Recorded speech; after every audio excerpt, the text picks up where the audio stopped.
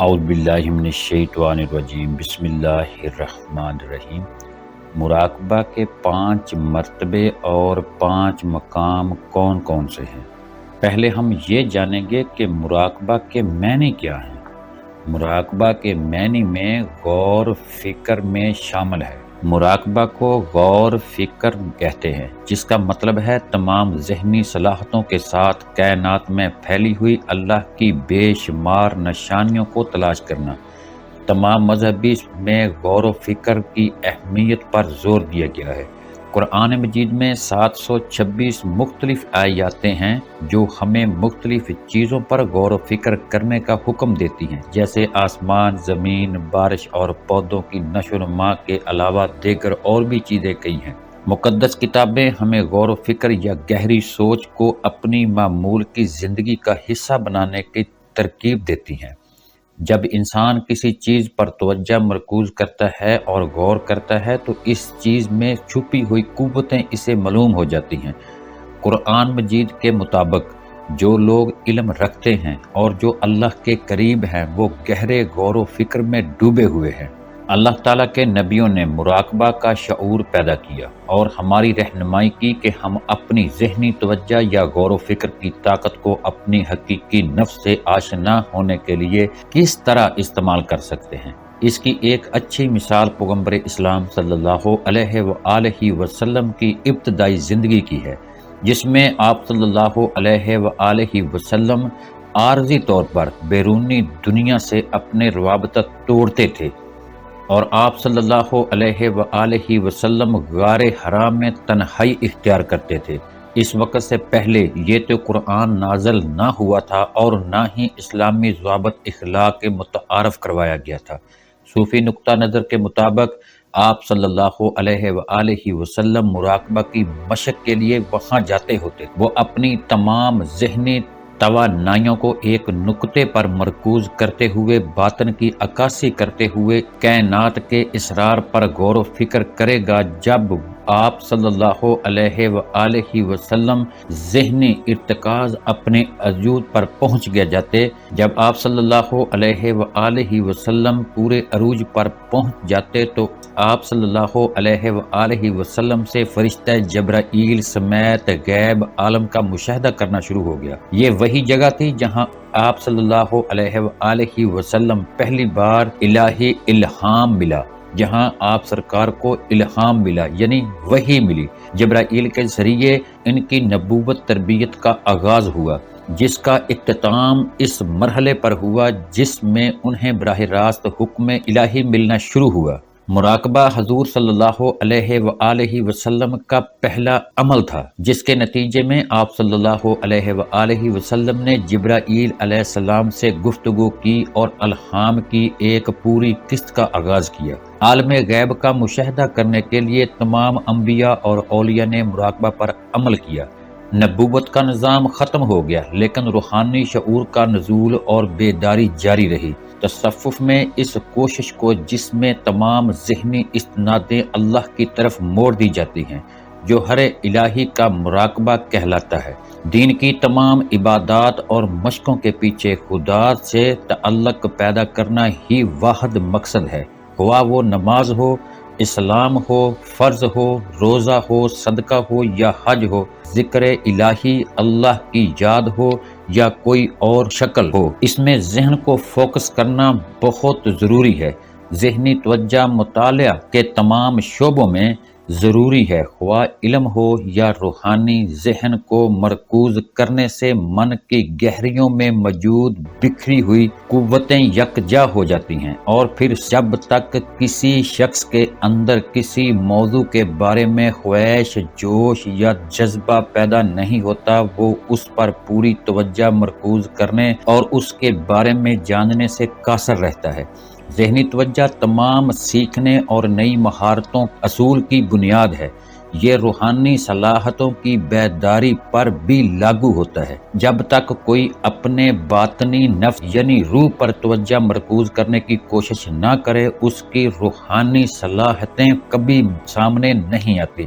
روح کی اتنی زیادہ صلاحتوں اور اس کی لامحدود قوتوں کے غیر فعال رہنے کی وجہ یہ ہے کہ ذہنی توجہ کی طاقت ہم میں سے ہر ایک کے اندر موجود صوفیانہ صلاحتوں کو فعال کرنے کے لیے شاید ہی کبھی استعمال کی گئی ہوں۔ صوفیہ نے ساری عمر یہ بات برقرار رکھی ہے کہ اگر ہم اپنے باطنی روحانی نفس پر توجہ دیں تو ہم اپنی روح کی طاقت اور صلاحت کو تلاش کرنے کے قابل ہو جائیں گے۔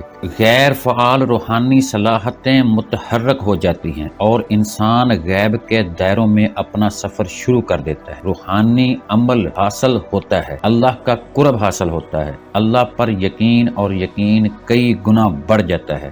نماز اور دیگر عبادات کے دوران اللہ کی موجودگی کا احساس ہوتا ہے، ایک سچے خوابوں کا مشاہدہ کرنے لگتا ہے، حکمت میں اضافہ ہوتا ہے۔ یہ ہے خصوصیات، یہ ہے فائدے مراقبہ کے۔ مراقبہ میں نسل، مذہب اور رنگ و نسل سے بالا تر ہو کر دوسرے لوگوں کی خدمت کرنے میں خوشی محسوس ہوتی ہے۔ وہ سب کے لیے خیر خواہی کرتا ہے اور آسانی سے معاف کر دیتا ہے۔ عاجزی اور رواداری انسان کی دوسری فطرت بن جاتی ہے۔ مراقبہ کی مختلف قسمیں ہیں جو ازمیہ صوفی اندر روحانی ترقی کے مختلف مراحل میں رینج ہیں۔ اس میں عمل کرنے کے لیے ضروری نہیں کہ نیلی روشنی کے مراقبہ کو عمل طور پر نقطہ آغاز کے طور پر تجویز کیا جاتا ہے اور کوئی بھی اس پر عمل کر سکتا ہے۔ اگر آپ مراقبہ کی مشق کے سلسلے میں مزید معلومات اور ہدایت حاصل کرنا چاہتے ہیں تو اس ویڈیو کو لائک کریں، سبسکرائب کریں اور دوستوں کے ساتھ شیئر کریں، اور سامعین اس ویڈیو کے آخر میں دعا میں شامل ضرور ہونا۔ ویڈیو پوری سنیں اور آمین بولیں۔ پیارے دوستوں، پیارے بھائیوں اور بہنوں، مراقبہ کے 5 مرتبے اور 5 مقام پر بات کرتے ہیں۔ ان 5 مقام میں کامل اور عامل ہوتے ہیں، بعد تمام مقاموں سے بے خبر اور ناقص ہوتے ہیں۔ صاحب ازل کا مقام رجا ہے، ایسا آدمی جو کچھ خواب یا مراقبہ میں دیکھتا ہے ذکر روح کی برکت اور روحانیت سے دیکھتا ہے۔ صاحب ابد کا مقام خوف کا ہے، ایسا شخص جو کچھ دیکھتا ہے مقام ابد سے ریاضت نوافل نماز سے دیکھتا ہے۔ صاحب دنیا ناسوت جو کچھ دیکھتا ہے دنیا میں شامت نفس سے دیکھتا ہے، جو لوگ مردہ دل اہل دنیا ہوتے ہیں۔ صاحب عقبہ جو کچھ دیکھتا ہے قلبی ذکر و فکر کے سبب مقام عقبہ سے دیکھتا ہے۔ صاحب معرفت اس کے مراتب سب سے اعلیٰ ہوتے ہیں، یہ جو کچھ دیکھتا ہے مقام توحید لا مکان اور اسرار سبحان معرفت قرب حضوری عنایت ہدایت اور جمعیت سے وابست ذکر سری دیکھتا ہے۔ پس عارف باللہ اسے کہتے ہیں جو اپنے طالب پر اس میں اللہ ذات کے تصور سے 5 مقام ظاہر کر دے اور ایک دم میں بلا ریاضت و محنت عطا کرے۔ کامل مرشد اس قسم کا ہونا چاہیے، ورنہ ناقص مرشد سے تو تعلیم لینا ہی حرام ہے۔ مراقبے کی کیفیت، صاحب مراقبہ کو دائمی حضوری ہوتی ہے۔ مراقبہ کے مراتب بہت بڑے ہیں۔ مراقبہ سے سیدھی راہ محمدی صلی اللہ علیہ وآلہ وسلم ہاتھ آتی ہے۔ مراقبہ والے پر مراقبہ کا لفظ اس وقت تک عائد نہیں ہو سکتا جب تک اس میں اللہ ذات کے تصور سے آور برو نہ کرے۔ مراقبہ کے خاص الخاص درجے ہیں اور اس کی بنیاد اسم اللہ ذات ہے۔ صاحب مراقبہ ذکر فکر اور تسبیح سے باطن میں خواب کے اندر یا مراقبہ میں معرفت الہی اور مجلس نبوی صلی اللہ علیہ وآلہ وسلم مجلس انبیاء اور مجلس اولیاء میں پہنچ کر ہر ایک سے ملاقات کرتا ہے۔ جس صاحب مراقبہ میں ذیل کے 2 صفت نہیں اس کا مراقبہ غلط ہے، اسے مراقبہ کی راہ ہی معلوم نہیں۔ مراقبہ انسان کو نفس و شیطان سے محفوظ رکھتا ہے، شیطانی وسوسے اور خطرات کو پاس نہیں آنے دیتا۔ منزل معرفت لا الہ الا اللہ اور مجلس نبوت صلی اللہ علیہ وآلہ وسلم نے پہنچا دیتا ہے۔ اگر صاحب مراقبہ کی یہ کیفیت ہو تو ٹھیک ہے، ایسا شخص جب چاہے حضوری میں حاضر ہو جاتا ہے، اس کو عارف باللہ کہتے ہیں۔ ایسے شخصوں کو خاتمہ بالخیر مبارک ہو، اس کا باطن معمور اور عباد ہوتا ہے۔ پیارے بھائیوں اور بہنوں، پیارے دوستوں، واضح رہے کہ مراقبہ میں 4 چیزیں ہیں جو محض 4 میم ہیں۔ نمبر 1، پہلا میم مراقبہ سے محبت ہے، یعنی مراقبہ محبت سے اسرار پروردگار کا مشاہدہ ہوتا ہے۔ یہ اس میں اللہ ذات سے تصور سے ہوتا ہے۔ نمبر 2، دوسرا میم مراقبہ سے معرفت توحید نور الہی حاصل ہوتا ہے، یہ بھی اس میں اللہ ذات کے تصور سے ہوتا ہے۔ نمبر 3، تیسرا میم مراقبہ سے معراج الصلاۃ دل سے کھلتا ہے، ذکر جاری ہوتا ہے، ذوق اور فرحت نصیب ہوتے ہیں، اور وجود کے ہر رونگٹے سے یا اللہ کی آواز نکلتی ہے۔ یہ مراقبہ اس میں لاہو کے تصور سے ہوتا ہے۔ چوتھا میم مراقبہ مجموعۃ الوجود، اس سے تمام وجود سر سے پاؤں تک نور سے گر جاتا ہے اور مراقب نفس اور شیطان پر غالب آ جاتا ہے۔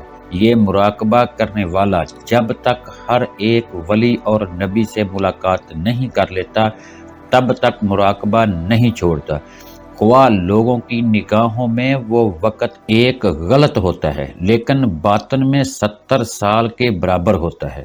اس قسم کا مراقبہ کرنے والے کے ہر عضو سے 70,000 نورانی صورتیں ذکر الہی کرتی ہوئی نمودار ہوتی ہیں، اور صاحب مراقبہ فارغ ہوتا ہے تو وہ شکلیں پھر اپنے اصلی مقام پر چلی جاتی ہیں۔ بعد لوگوں کو معلوم ہوتا ہے کہ یہ شخص مراقبہ کر رہا ہے، اور بعد کو معلوم ہوتا ہے کہ مراقبہ نہیں کر رہا۔ یہ مراقبہ اس میں ہو کے تصور سے ہوتا ہے۔ اس میں ہو سے 4 ذکر کھلتے ہیں جنہیں غرق حضوری کہتے ہیں۔ مراقبہ کے 4 مقام ہیں۔ نمبر 1 محبت، نمبر 2 مشاہدہ، نمبر 3 معرفت، نمبر 4 محرم۔ اسرار پروردگار اور انبیاء اور اولیاء کی دائمی مجلس۔ اس قسم کا مراقبہ مقصود، مطلوب اور معمود ہے، اور جس مراقبہ میں مدرجہ ذیل صفات نہ پائی جائیں اسے مراقبہ والا نفس مردہ کی قید میں ہوتا ہے۔ اسم اللہ ذات کے تصور اور تفکر بغیر مراقبہ اور خاص ذکر و فکر حاصل نہیں ہوتا۔ اسم اللہ ذات کے تفکر اور تصور سے صاحب مراقبہ اپنی ہستی کو چھوڑ کر ذات حق میں غرق ہو جاتا ہے۔ مطلب یہ کہ اس میں اللہ ذات کے تصور و تفکر سے بغیر مجاہدہ کے مشاہدہ کرتا ہے، اور لاہوت و لا مقام اور تمام چیزیں عین بعین اسے دکھائی دیتی ہیں۔ نور ربوبیت، نور ذات حضور اور لقا سے مشرف ہو جاتا ہے، اور جو اسم اللہ ذات کے تصور کے بغیر دیکھتا ہے۔ اس کا ذکر، فکر، مراقبہ اور مکاشفہ ناسوت سے نفسانی خواہشات کے مطابق ہوتا ہے۔ عرش سے لے کر تحت البشرا تک سب کچھ حرص و ہوا کے موافق ہوتا ہے۔ پیارے دوستوں اور بھائیوں، یہ مراقبہ کی پہلی قسط ہے۔ اگلی ویڈیو میں ہم مراقبہ کو اس کی اگلی قسط تفصیل سے بیان کریں گے۔ اگلی ویڈیو میں انشاءاللہ مراقبے کا دوسرا حصہ بیان کریں گے۔ دوستوں، پیارے بھائیوں اور بہنوں، دعا کے لیے ہاتھ اٹھائیں اور میرے ساتھ آمین بولیں۔ یا اللہ، آپ میری امید نہیں میرا یقین ہو۔ یا اللہ، میرے دل کو منافقت سے، میرے عمل کو دکھاوے سے، میری زبان کو جھوٹ سے اور میری آنکھوں کو خیانت سے پاک کر دے۔ ہم آزمائشوں میں گرے ہوئے ہیں، یا اللہ تو میری مدد فرما اور ہمیں ہماری آزمائشوں سے نجات فرما، سکون عطا فرما اور ہماری آزمائشوں کو راحتوں میں بدل دے۔ آمین ثم آمین۔ پیارے بھائیوں اور بہنوں، جانے سے پہلے ہماری آج کی اس ایمان افروز ویڈیو کو اپنے پیاروں کے ساتھ، اپنے دوست احباب کے ساتھ ضرور شیئر کیجیے گا۔ جزاک اللہ پیارے دوستو، ہم یہ امید کرتے ہیں کہ آپ کو ہماری آج کی ویڈیو ضرور پسند آئی ہوگی۔ اگر آپ کو ہماری آج کی ویڈیو پسند آئی ہے تو سب سے پہلے اس کو لائک کریں اور اپنی رائے کا اظہار کمنٹ سیکشن میں لازمی کریں، اور آخر میں آپ سے ایک بار پھر درخواست کرتے ہیں کہ آپ ہمارے چینل انمول کلام کو ضرور سبسکرائب کر لیں اور ساتھ ہی لگی گھنٹی کے بٹن کو ضرور کلک کریں تاکہ آپ کے پاس ہماری آنے والی مزید ویڈیوز کا نوٹیفیکیشن بر وقت ملتا رہے۔ اللہ تعالیٰ آپ کو اپنی حفظ و ایمان میں رکھے، آمین ثم آمین، وما علینا الا البلاغ المبین۔